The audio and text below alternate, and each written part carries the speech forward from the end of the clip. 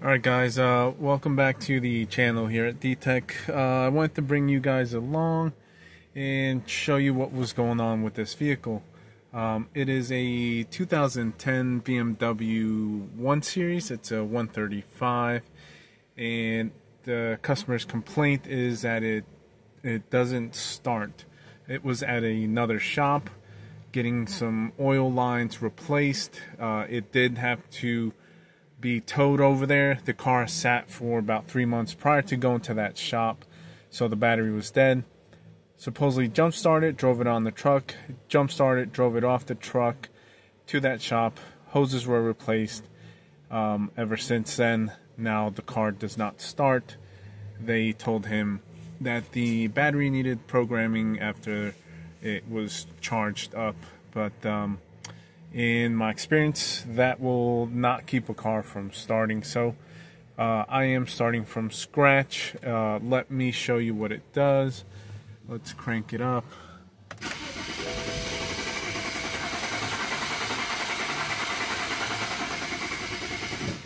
So it's got a nice steady crank. I did have to charge the battery for a few hours earlier.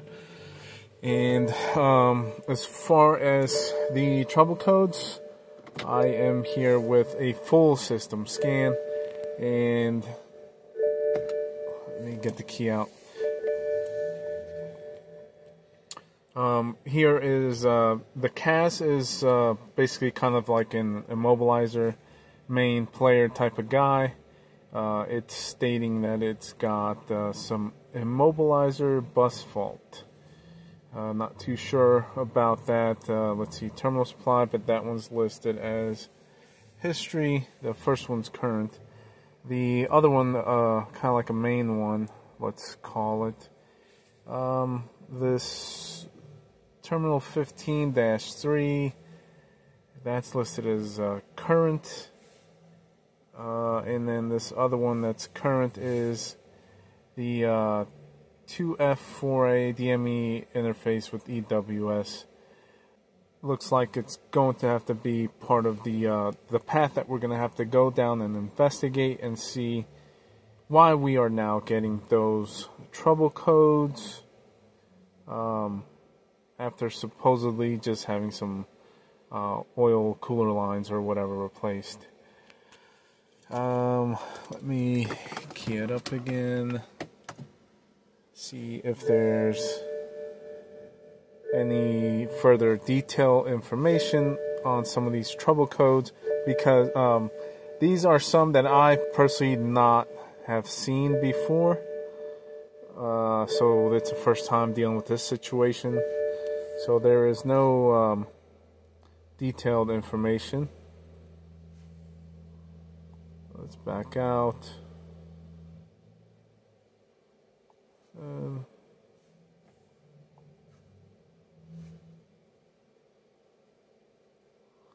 Let's select all. See what we're looking at. So there's that 15-3. At the CAS data PID, we're showing good voltage. Let's see, a wake up. So that one is down, but I'm not sure if it just happens when we cycle key. Let's look at that, see what it does.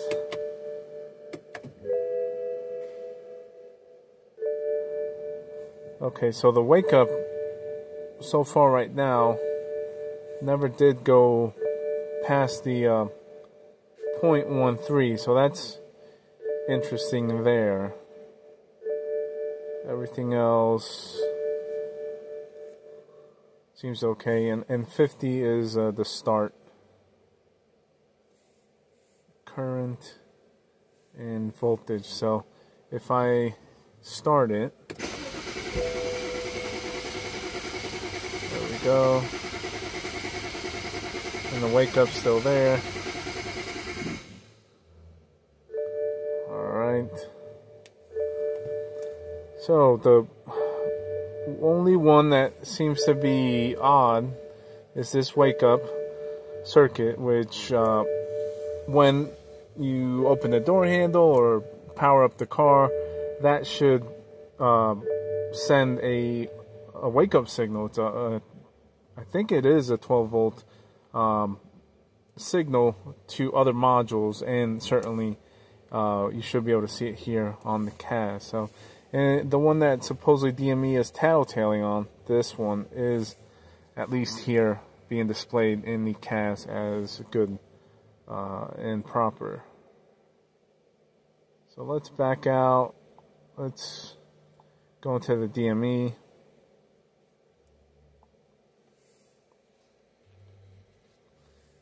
See if those codes have any information. So, okay, it does. Power management and then the interface.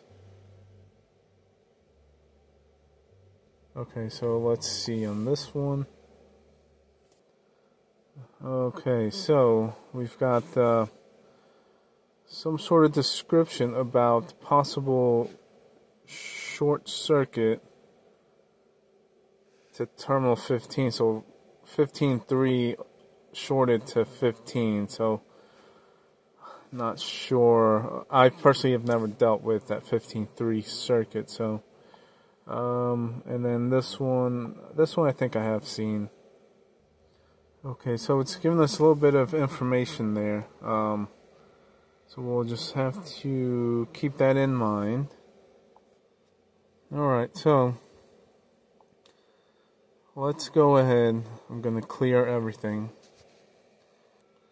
Pretty sure those trouble codes we were looking at details, I'm sure those are going to be present after trying to clear these.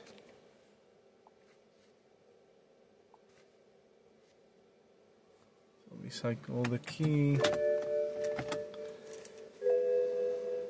and as of now, just that immobilizer bus fault is currently present, not even the one in the DME, so that's gone. Alright, so obviously I've got the scope here set up. There's a couple things that I want to watch to try to understand what's going on. First of all, I'm here in this section to check for spark and power at the coil control, and then power or amperage for the injector, and I'm tapped in voltage wise to both leads of the injector. Now, these are GDI type injectors, so that's why I'm monitoring both sides. And lastly, I am tapped in here at the DME on that green and white wire, I believe. That is what I think the 15-3 line. Now, the service info does not call it a 15-3, but with my research, I think that's the line now. So I'm watching that one because the DME was complaining about it. Now, based off of the live data, I might have to look for the wake up line and tap into that and see if there is a wake up present. Alright, so I'm going to crank it over, see what all those channels show us. And again, I'm just watching the coil spark and injection because I want to see which one of the two we're missing, if we're missing one of the two or both, and along with that voltage at the DME.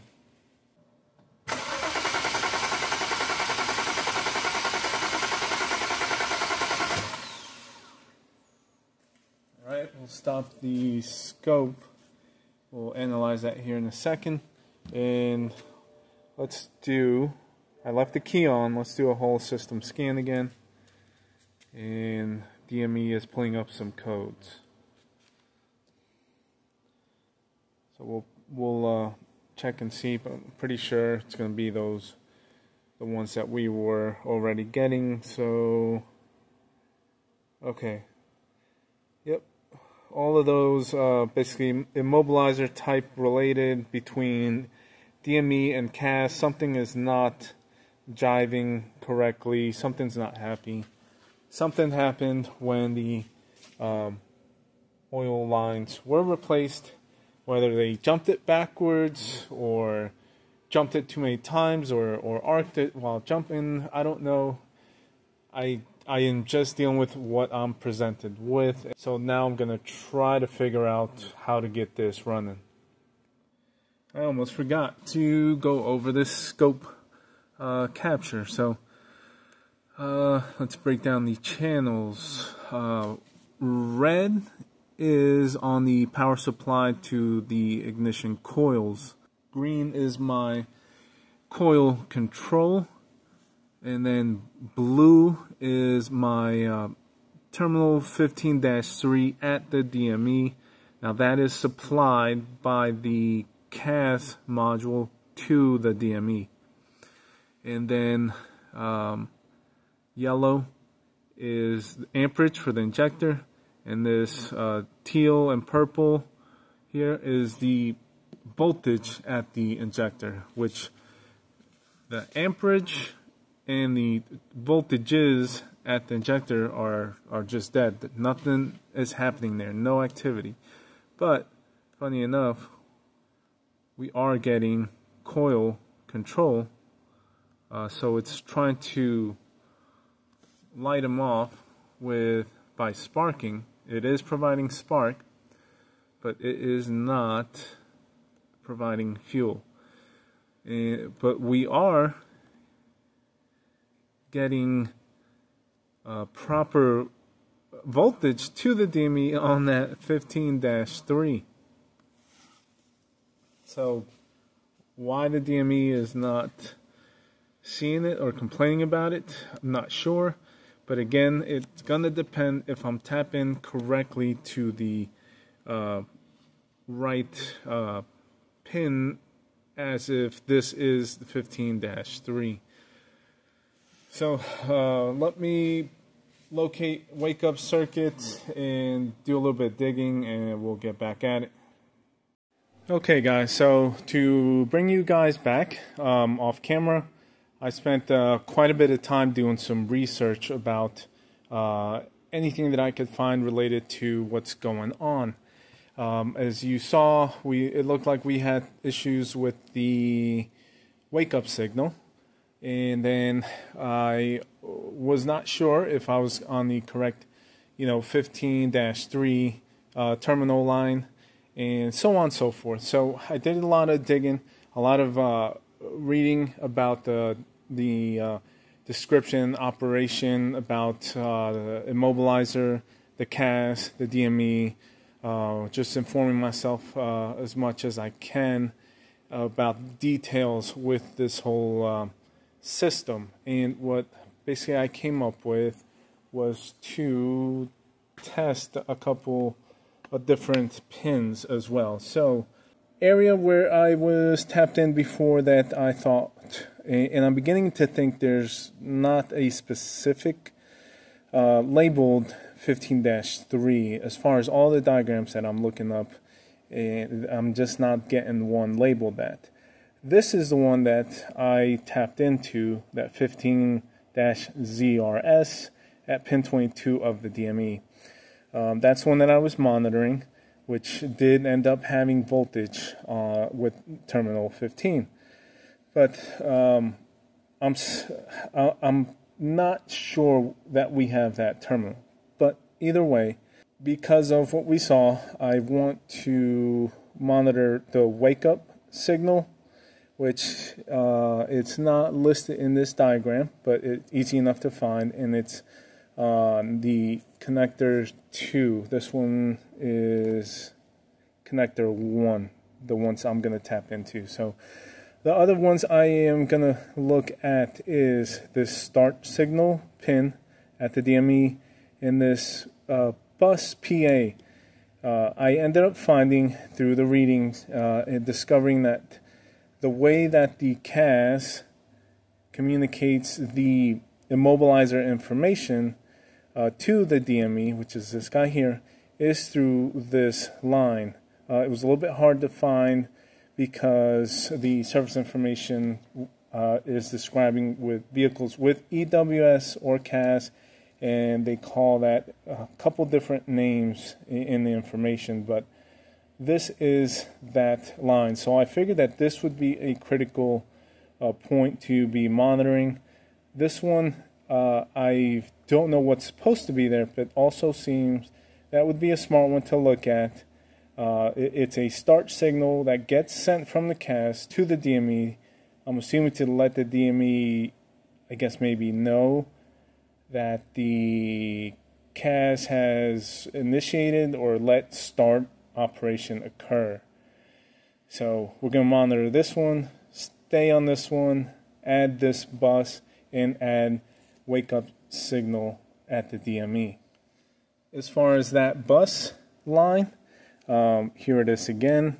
The bus PA starts at the CAS, and it comes down, and it's shared if your vehicle has comfort access, which is basically kind of like a keyless entry where you keep the key on you and you touch the door handles and it'll lock, unlock, everything like that.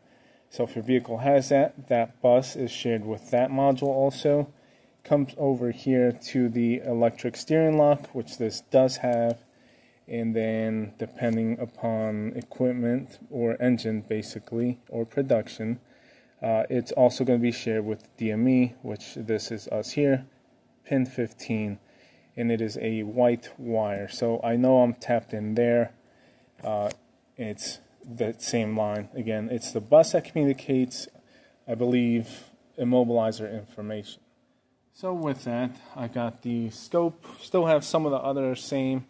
I've taken away, let's see, power at the coil. We know that's there. And I've taken away voltage at the injector since we know nothing's there. I'm leaving the amp clamp just for giggles.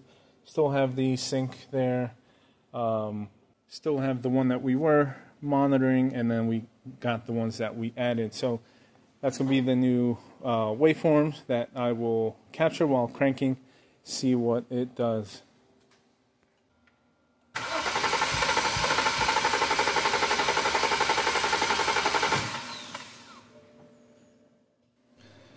Alright, so here's the zoomed in portion of that capture.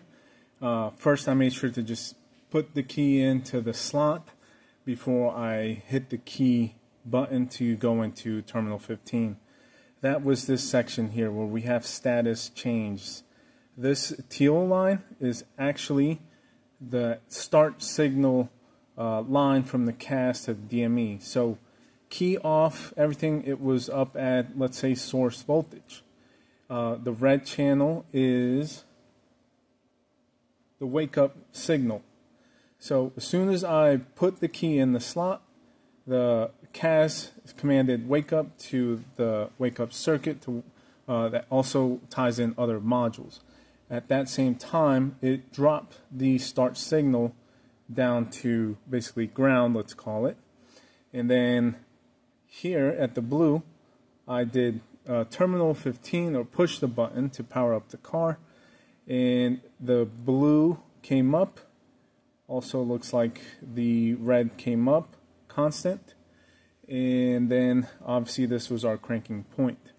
So the blue is the terminal 15 that we were monitoring before, that I thought was 15-3 at the DME. So we know we have terminal 15 being supplied to the DME at that pin. The red one again is the wake up. So these two are doing what they're supposed to. The levels are what they're supposed to be. So then the next one, let's see, green is going to be our coil, which we saw earlier. We are getting coil control. Yellow, injector amps. We know we're not getting control or turning on or running the injectors from the DME. Purple is, let's see, it is that PA bus, the supposed communication line bus shared between the CAS and DME and some other modules. That does nothing. That's a surprising thing there. And then the teal, let's call it, is again the start signal, which comes down and stayed down also while we were cranking. So that's sort of odd or crazy to see, that even though we initiated, or the CAS said to initiate or let the starter be controlled, the start signal to DME never changed. So this one is the one I'm concerned with, that purple, which is that bus. And from connecting it to the car to cranking it, the voltage level never changed, and it's been constant at 3.6, somewhere in that range. Definitely not a level that I would recognize as a bus communication activity type of voltage levels. So I think I'm going to have to investigate that. I'd like to see what that should be at, and I think that I've gotten lucky. I've got 3 MSD80 or MSD81s. Those are the DME versions. Vehicles here, which are basically the same type, all with the same N54. That's the DMEs that run that engine, and so I might be able to pull some known goods. And those vehicles are actually here. This one is might not be the best known good, because this is one that I was messing with ISN numbers, and I'm getting some EWS tampering codes, so probably not the best base. That one is one that another shop was messing with, but there's no EWS issues going on with that, so I might be able to use that one. Alright guys, so I know I said this one's probably not the best one to test, especially being that we're having some immobilizer issues, but as I thought about it, it is one that I'm going to have to get on and kind of test some of the similar ones, and so I decided to tap into some of those that I was curious about for this situation with the white 1 series, and also to have some info for this particular diagnosis. I'm only using 3 channels. That's what I'm interested now to compare with the other car. So channel A is the wake up signal. That's going to be the blue one on the scope. Then channel B is the bus. That's probably the most important one I'm curious about. And C, the green one, is going to be the start signal. And naturally, I do have the amp clamp on the injector, which most likely we're not going to see anything on anyways. But so I'm going to go ahead and then key it up first and then do crank, just see what these signals look like. If we get anything different, who knows? So I'm going to put the key in first in the slot. There we go. And we already see the bus is talking. So it's definitely different. Terminal 15. And then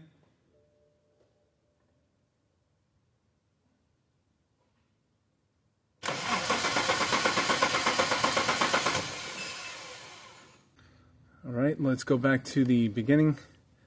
This was when we inserted the key in the slot. So A is wake up, that's blue. So that's the first thing to react.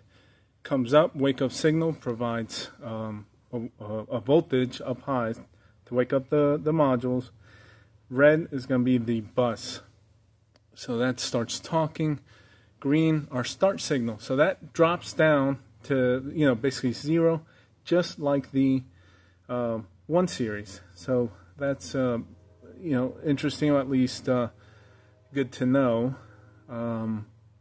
Let's take a look. It looks like after a few moments of just key inserted, the wake up signal had gone down, and then I think when I hit terminal 15 it woke back up. Obviously we still have bus communication, so that's going to be our big issue with the other guy. And clearly during cranking. So this start signal does the same exact thing as the other one. That's interesting. That's from the CAS to the DME. Looks like it stays low if something's correct. Alright, so just before I test out my theory, I did want to show you guys a voltage level for the bus. Again, since that's our concern, that doesn't look right on the other car. So it starts at basically source voltage. We are at 12 volts and it'll come down. So clearly, I believe that is everything that we need to figure out in the other car. If you remember, one of the codes in DME was like the line, the EWS line or CAS, the 15.3 line shorted or something to that extent, the line. Basically, this is the bus communication that it gets its immobilizer, secure information, authentication, all of that. That's where it happens, on that line. And we have no activity on the car. This is a sort of known good car. We see that what should be there. So that's where our problems is lying in the other car. We know what the problem is, or we have to find out why that bus is stuck at 3.5 volts. Whether it's a component thing or a module thing, a wire, who knows? We gotta figure that out. But again, the weird thing is this was at a shop. They did oil cooler lines, jumped it. Now it's where it's at. Okay, so I think I'm gonna try accessing that wire here at the CAS connector. Being that, let me show you that bus diagram again. We can try to treat this like other situations, like maybe, just other bus non-communication problems. We know that line goes to other modules, and the comfort access, it's a little bit of a pain to get to in the trunk, the right rear. It has a whole big panel that you need to remove. This one's in the steering column, and obviously the DME, but we don't want to test there. I want to eliminate these modules, see if they are causing the short. So what I'm going to do is remove the wire out of the connector, and it's pin 30 there, white wire, and I'm going to insert just a pigtail with the same pin and check the voltage coming out of CAS only, see if we get bus activity. If we don't, then, and it stays at that shorted, 3.5 volt, then we're gonna have, looks like, a CAS issue. But hopefully we'll get bus activity coming out of there. So that's my plan. Whether it's gonna work, I don't know, but let's see. And so this is the other spare connector that I'm going to use a pin from. That way I don't have to cut this wire or anything like that. Now I am looking for, let's see, pin 30. And this one splits. If you can see, when it goes in, it slides together and then the housing goes in. So I think it's going to be in the middle. Fourth one down, 1, 2, 3, 4, that's white, and there's a marking there, looks like 20, well here's 33, 2, 1, 0, it is that one. So let's pull that one out. 2, 3, 4, and you just push the tab in and pull up.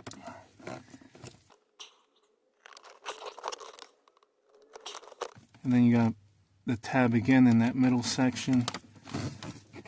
And there you go. So we've got it. Let's fish out one from here. Let's see.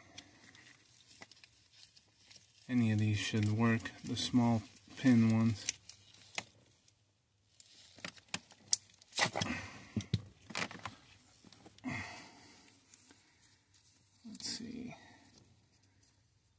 we'll use this white one so we don't get confused.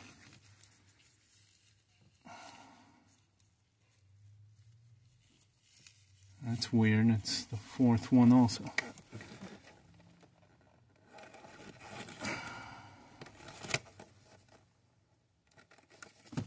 All right. Let's put this one back in.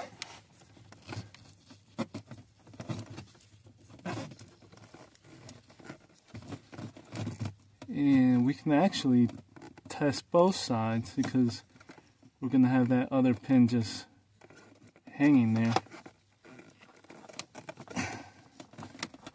Alright, so that's secure.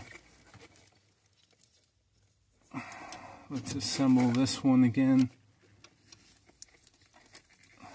There we go.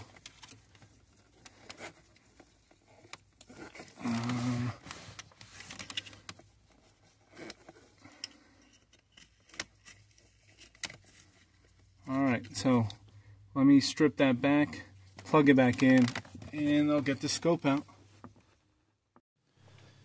Alright, so I've got my connections. Blue channel is coming out of the CAS. Red is the rest of the car.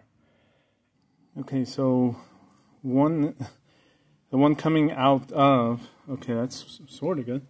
Out of the CAS right now is at 12 volts. I think that's what the other vehicle was at. And this one's not exactly at 0, so is it at 3.5? Let's take a look. There's our blue.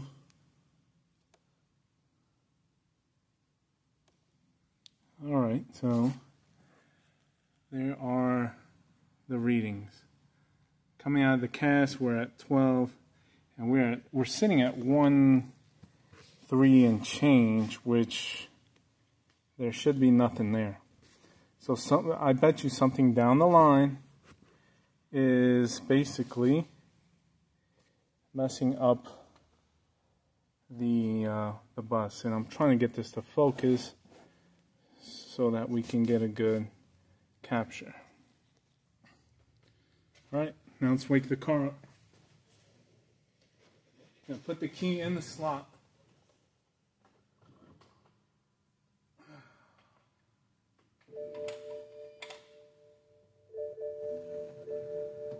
Well, it's not there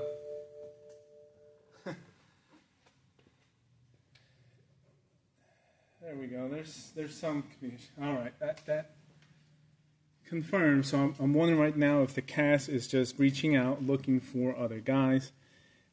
It's probably realizing no one else is responding, but that is we've got this sort of solved. We know what the problem is, but we don't know what the problem is. That's what I always like to tell people. Clearly, the CAS is good, so that's good for the customer. Don't have to buy a module or clone one, so on and so forth. This one's sitting at a voltage that it should not be at. CAS is clearly able to communicate. So now, looks like we're probably going to have to feed into this, see what's causing that higher than 0 voltage on the other side of that bus. Alright, so since I'm avoiding going to the trunk, and I've already got access to the DME one, I am going to perform the same thing. Unplug DME, then remove that pin, put a substitute one in there, see if that 1.3 volts or whatever is coming from the DME. Now, my luck, probably going to be buried in the trunk from something else. Alright, so we've got it removed. Let's do the same thing, get a pin and test. Alright guys, so we've got that connected.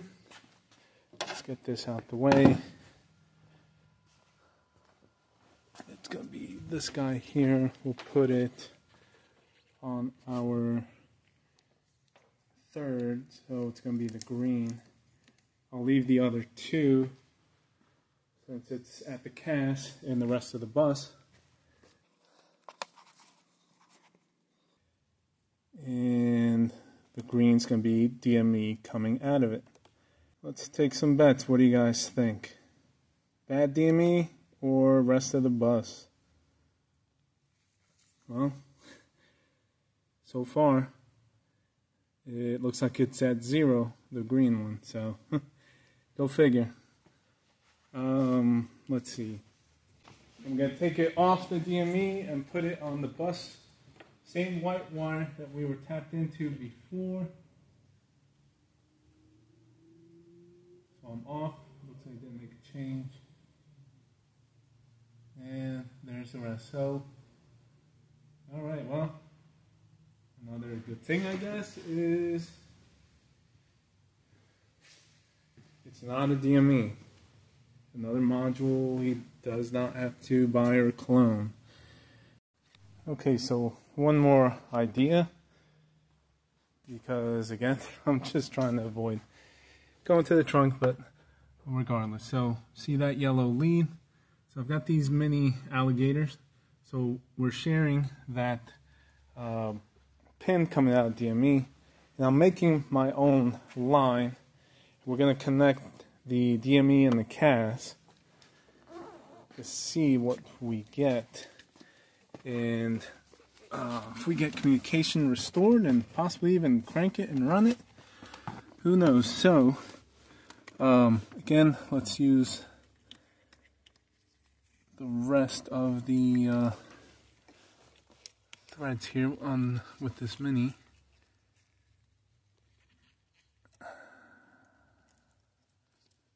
Hopefully that's enough contact.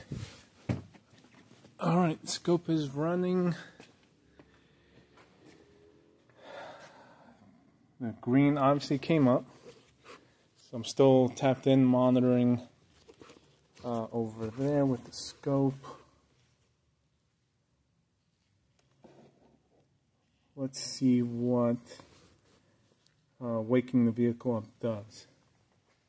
Again, put the key in the slot.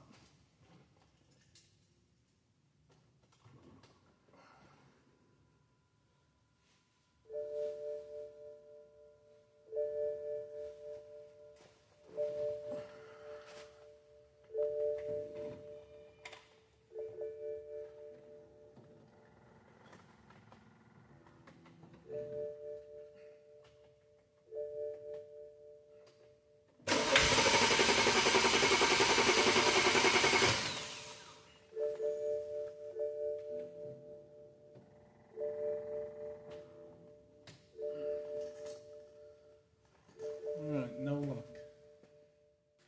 Alright guys, so quick update. Been poking around off camera. Now I am concentrating again on this bus, since maybe if all modules are not connected, it's not going to work right. Who knows? So I ended up having to go search for the comfort access module, which is in the back. Prior to doing so, I just broke out the scanner just to see if there's anything I could do. Clearing the codes did not help as far as getting the bus activity working normally and starting the car. Full system scan. The DME still only has the one fault. The CAS, I did clear all the codes. So the DME had 3 trouble codes. One was for that 15-3, and then it had like EWS, immobilizer, CAS faults in it. And the CAS had also one for the CAS bus line or something to that extent. After clearing the codes, that one went away. So that was actually describing that PA bus that we're tapped into, and whatever wording they called it because it could see that the voltage was incorrect. It can communicate right. The other codes in the DME have gone away, and so the only one that is left that's relevant to getting the car started and stays present is that same still 15-3. So I don't know exactly right now about that. I was assuming that that was that PA bus line, and that we were going to be able to rectify that code like we did in the CAS. Obviously, it's reporting us still having a problem. Other than that, FRM, so on and so forth. I did want to show you, so here's the comfort access. It comes up, it communicates. I actually went into it, looked at some live data, so on and so forth. There's no problem with it. It's online, it's communicating.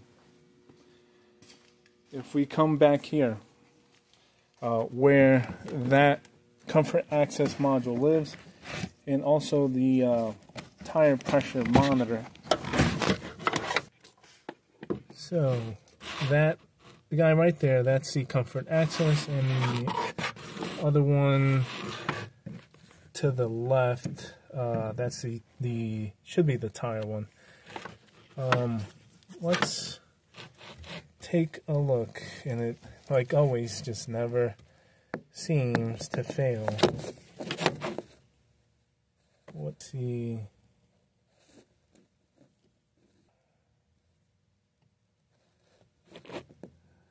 Look at that connector, and towards the back of it, there are some green crusties there, and that's the CAS. And then here you can also see some towards the tab of the tire pressure monitor. So I bet you that is where the bus is being shorted.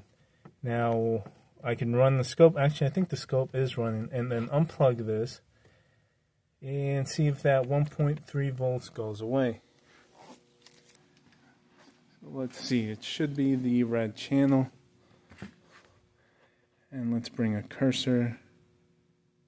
There we go. So we're going to unplug it, see if it drops down from that cursor.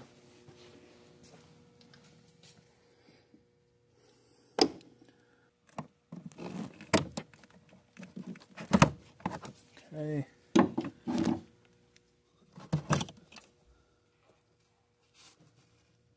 So, wow, yeah, let's see. Wow, look at all those crusties. And clearly some in the module. Let's go look at the scope.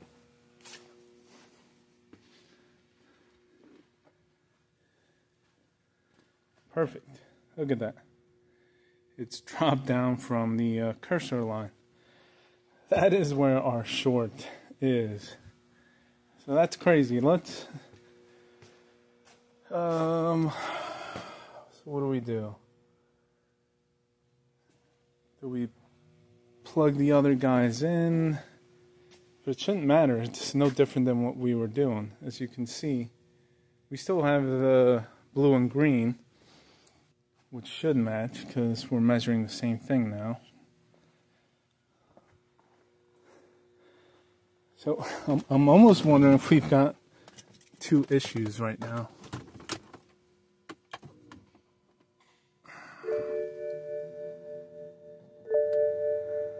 So no different there.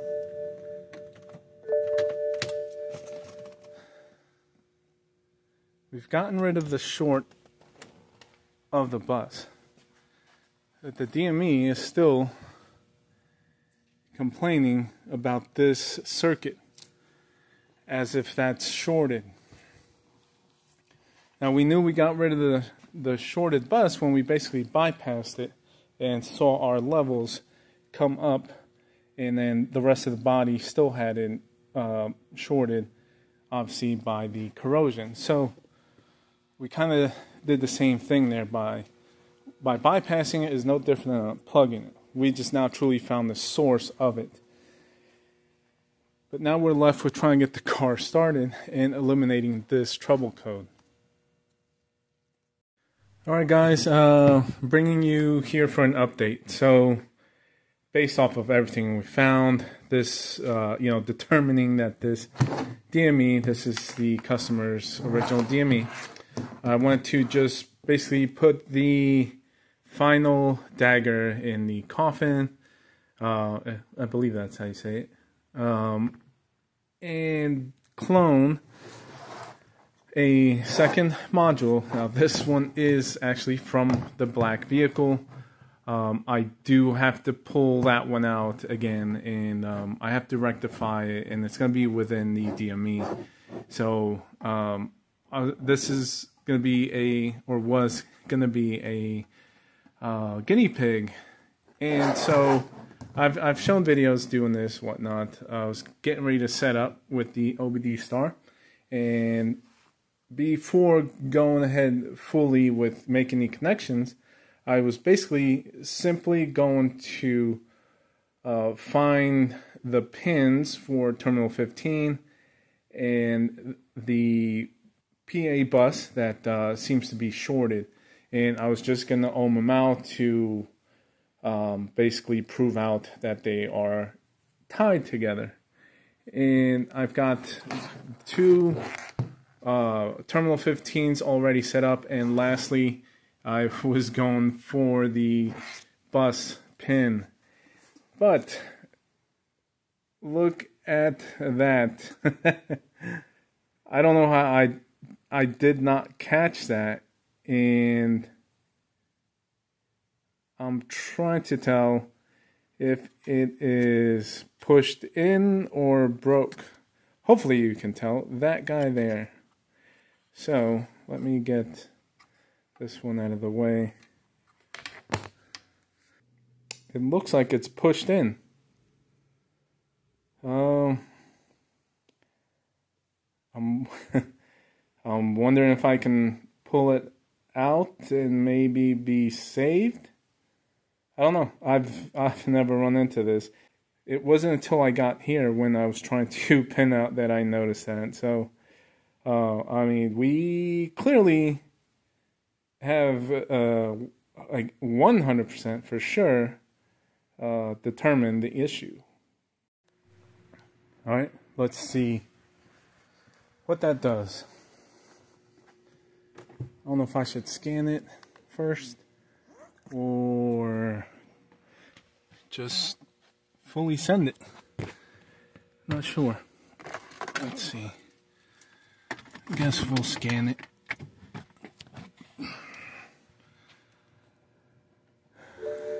DME, read codes, and still.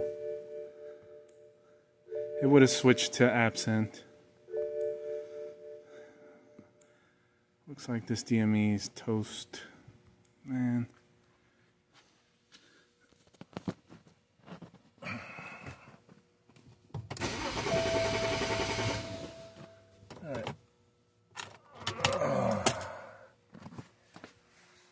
Alright, we're gonna need a DME.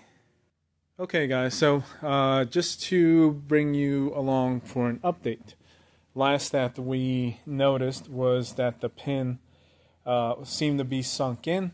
I did pull that back out, and to the point where it would not get pushed in with the connector. Put it back on the car. Nothing happened, nothing different. We still had that same trouble code. So I ended up taking it apart, putting it on the bench, and I ended up just visually inspecting it. And to my surprise, or maybe not, if you look at this area right there, we've got basically some burnt signs on the circuit board. And with that, I spent some time mapping it all out as far as where or what was involved with that, and just knowing that we were having terminal 15 and the bus that communication bus, EWS bus issues, I ended up finding out a little bit about this board in this area.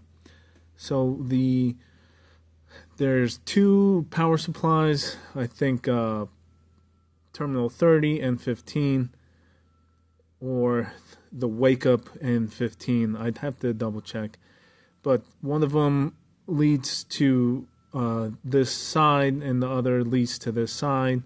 So basically there's power supply here in this area, and then the bus actually leads to this guy here and then jumps over to here.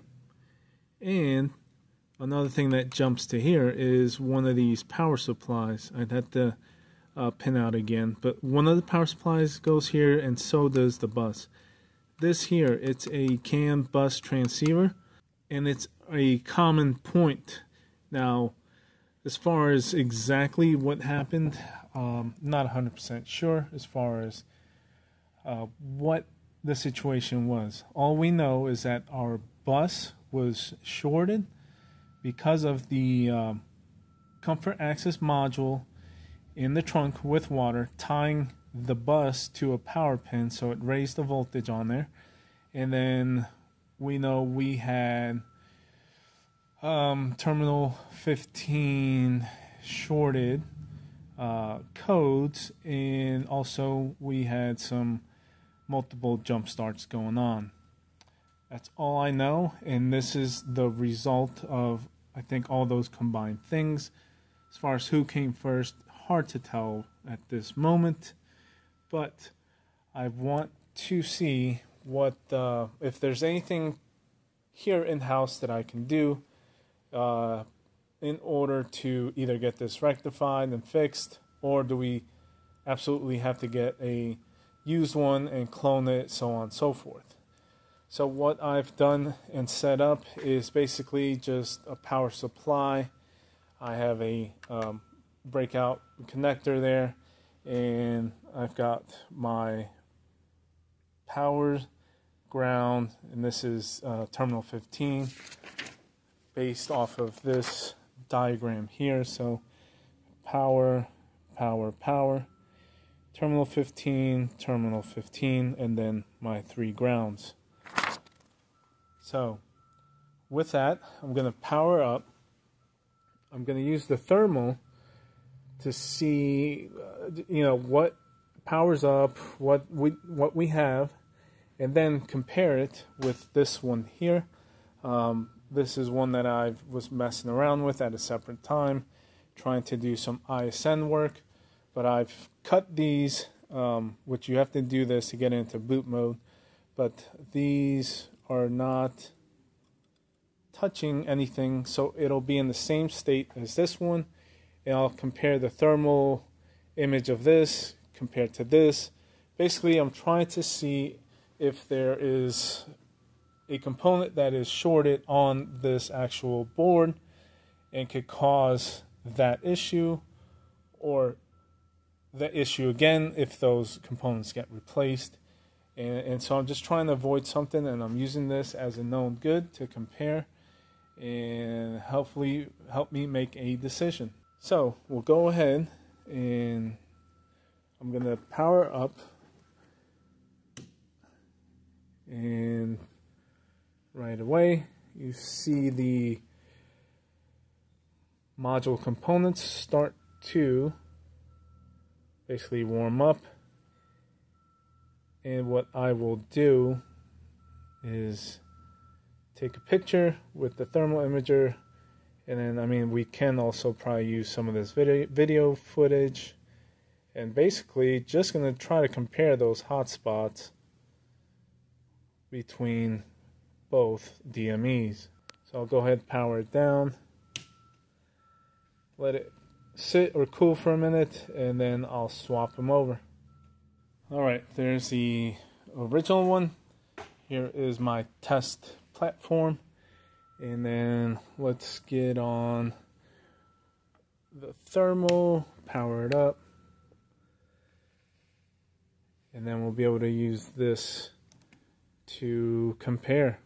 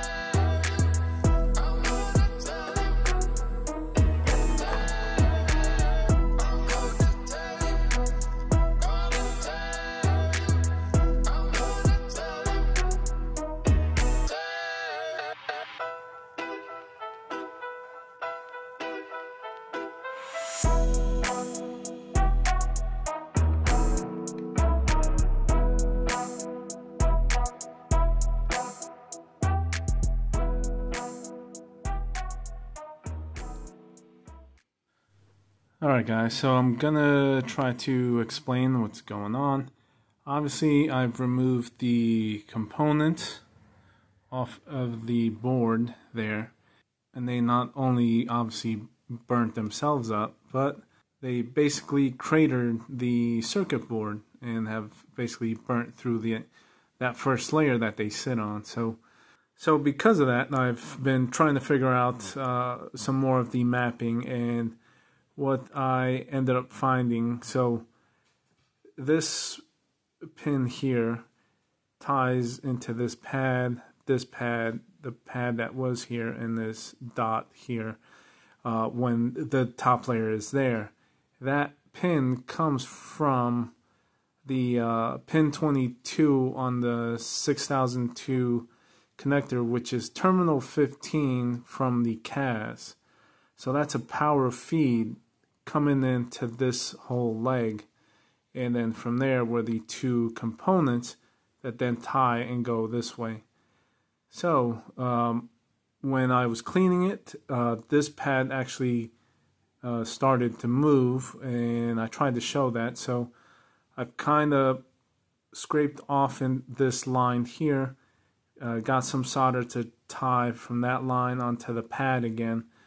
It's not the prettiest, but it's there, and it's actually stiff. There we go.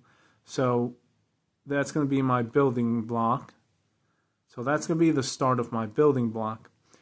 And so, again, if this whole leg is tied, that means that it's fed from the externally from the CAS through this pin, and so then it's bringing power in this way and going this way up this leg. So I'm going to try and figure out what to do for this damaged area.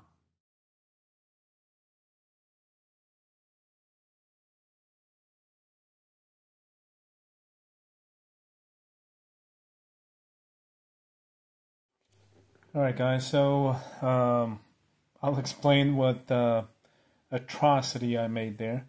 But the ugly duckling seems to be done, and I will show you that it ohms out. So so you can hear that. Basically what I ended up doing was taking a metal pin piece from a used ECM. I put it on top of some tape that you can use for basically blocking off some solder and stuff and deal. So I laid the tape down underneath because there was some copper exposed, and I didn't want the metal tab touching the copper, possibly causing another issue. So once I started with that building block that I showed you, which was the pad that slipped, I put some solder on there. Then I soldered the metal pin onto that tab with solder, and off of that bridge basically, or I bridged the two components from the pin down to their respective points on the pad. So let's see if I can do this.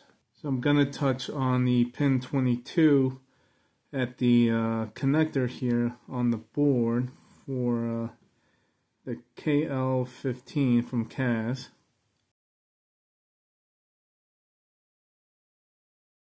And then touch. So that's the final point of that metal tab I put in. There, there, there, there, there. So this one, it doesn't, because of the direction of flow, so it doesn't pin out. That one is another pin up here, which like I said, I mapped out. So I think I'm going to go with this, despite, again, the ugly duckling atrocity. I think it's going to be functional, so it beats having to purchase one. I believe this should work, and we'll put it back in the car and see what it does.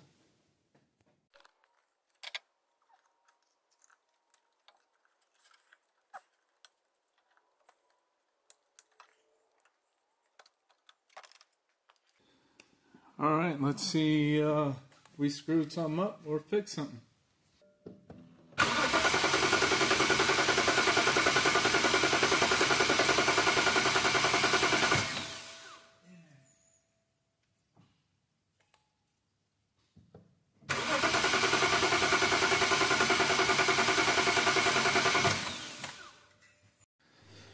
Alright guys, well, you heard it crank not start. Just did a full system scan. And DME has one trouble code. Same trouble code that's there. But look, first time ever we have switched the status to absent. I doubt the fact that it's in a absent state is going to keep it from controlling fuel. So I don't know, we'll give a shot on clearing it. We've definitely fixed something, because this would always be present or just not listed as absent. So let's go ahead, see if it'll clear and stay gone. Let's see, we'll read before we cycle. Okay, so it's cleared. Let's cycle the key.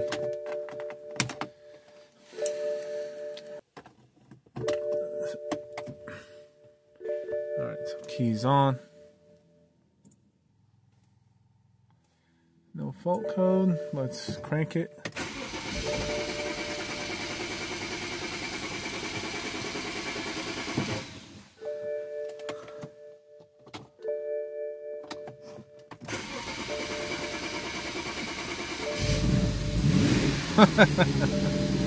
Oh wow. Alright. That's crazy.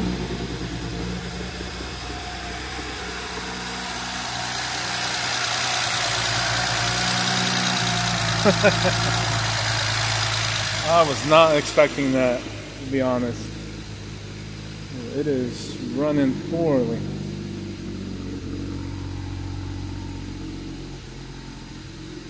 Wow. Alright, so it came up, still absent. Misfire number 3.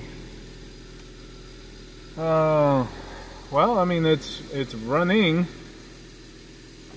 It's definitely more than what it came in with. Let me back out and reread this. Complete system scan. That's the tire pressure monitor that didn't come up because that one's all wet also. There's comfort access. It should not come up. It's unplugged. There you go. So it tries to read the tire pressure monitor and the comfort access. Both are not coming up. We know why. Because of the water damage, and one's unplugged. But as long as that 15-3 code is listed as absent, the car looks like it should start. Obviously it did. And again, all the same codes. Nothing new. Misfire, absent, present. Alright, obviously we'll have to look at cylinder number 3. And alright.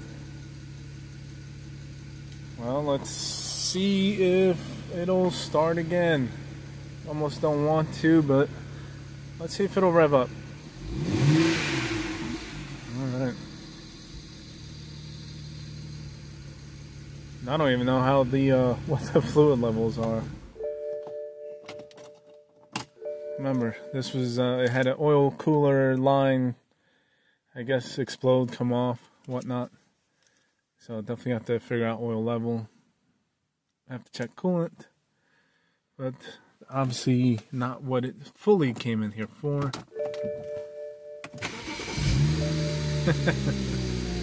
Oh man, perfect.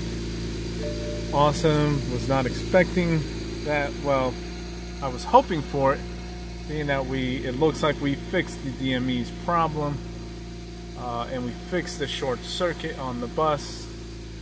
And yeah, let me let this run. Actually, I'm gonna shut it off, check all the fluids and stuff, and I'll get you guys back on it. All right, there you go, guys. I'm gonna go ahead and finish this one off. I went down the block, came back around. Seems to drive actually not too bad, despite the fact looks like it's been sitting for a while. Just did complete system scan again. DME, no code. Everything is sort of back to normal, despite the situation with the couple modules in the back being left unplugged. I'll get with the customer, let them know about that. But this one was definitely tough. Never dealt one with that 15-3 trouble code being shorted, and I think there was just multiple things going on with this one. So if I didn't stick with it like I did, I never would have found out. I'd learned a ton about the MSD81 system when it comes to diagnosing that. So hopefully you guys enjoyed this one. I know it's probably going to be a long one, but a lot of good information. So with that, thank you for watching, and that's all for now.